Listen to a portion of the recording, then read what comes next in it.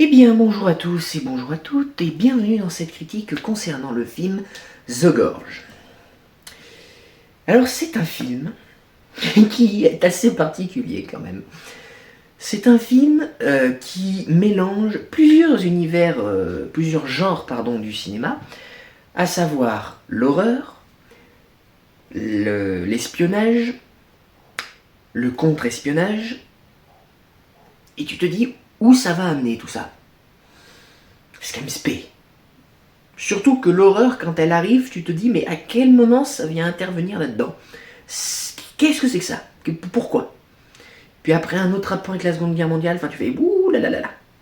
Oui, comme le début de cette critique, ce film est un petit peu confus. Mais c'est normal, j'ai fait exprès, on va y revenir. Alors, The Gorge. C'est un film qui impressionne avant tout par son esthétique visuelle.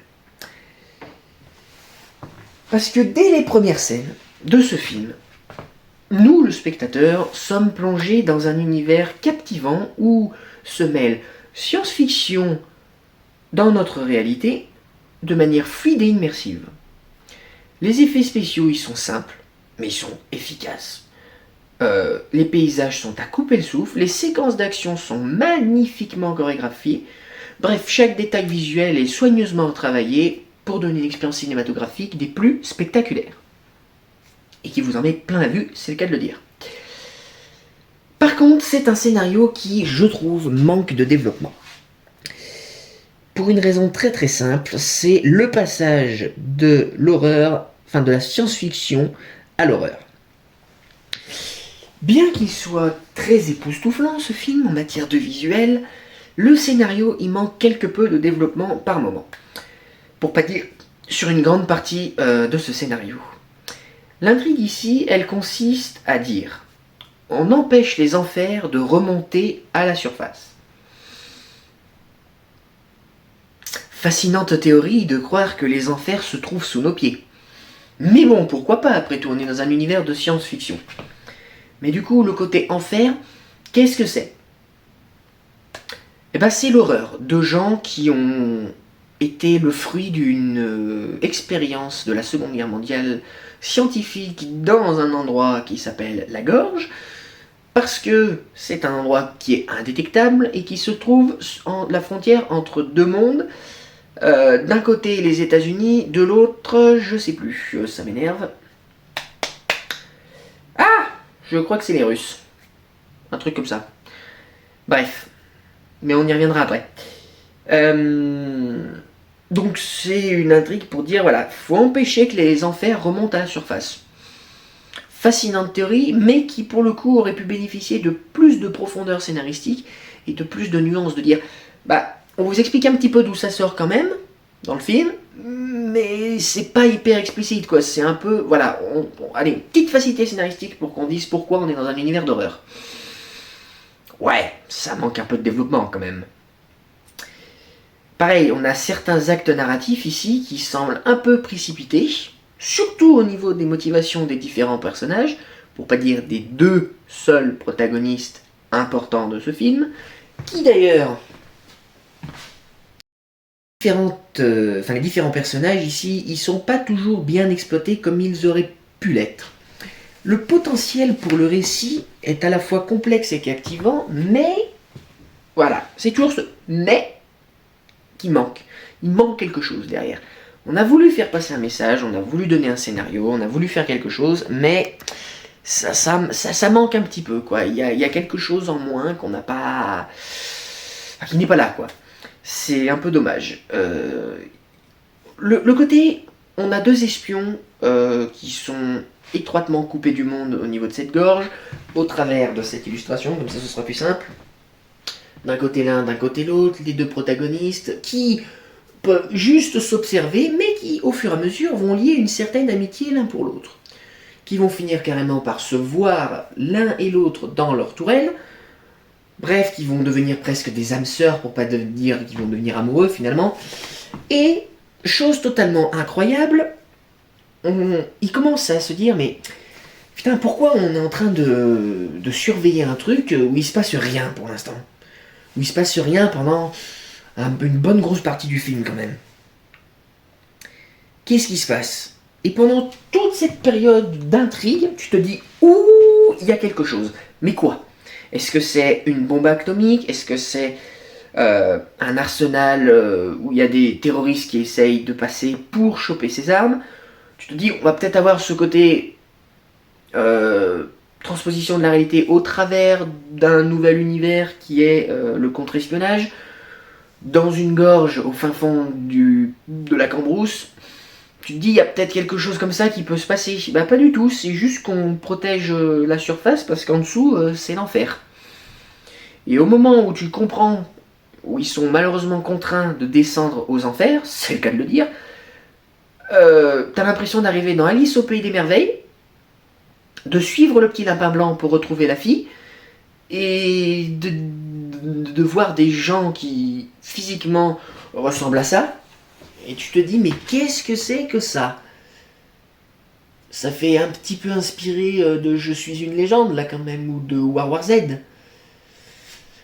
C'est un peu bizarre, mais bon, tu te dis, bon, sur quoi ça va déboucher? Quel est l'élément qui va faire que ça va être crédible?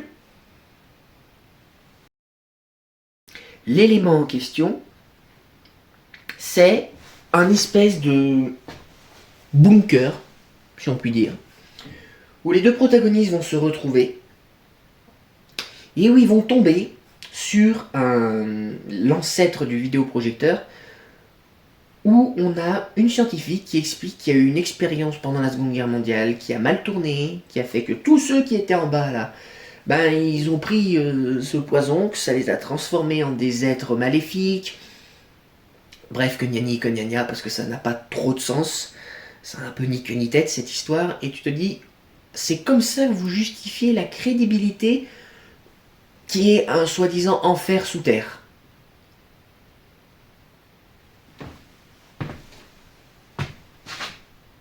Ouais. C'est pas hyper crédible ça quand même. Hein. C'est pas hyper crédible. Il y a une idée, mais un bunker de la Seconde Guerre mondiale pour dire on a transformé des gens physiquement au travers d'une expérience foireuse. Ouais, bah non. Là, le côté contre-espionnage, science-fiction, horreur, ça fonctionne pas terrible. Par contre, un truc qui fonctionne vachement bien, c'est justement cette transposition entre la science-fiction et la réalité. Mais lorsqu'on a rajouté l'horreur, là, ça fonctionnait plus. C'est un peu con. C'est d'ailleurs l'un des aspects les plus réussis du film science-fiction-réalité. La manière dont transposer cette science-fiction dans notre réalité, au travers d'éléments concrets comme le contre-espionnage et ce côté maléfique en dessous, mais maléfique de quoi on ne sait pas pour l'instant, mais on se dit science-fiction, ok, parce que c'est une fiction romancée, du contre-espionnage, mais quand tu rajoutes l'horreur à la fin, tu dis bah non, ça fonctionne pas. Qu'est-ce que l'horreur vient faire là en fait?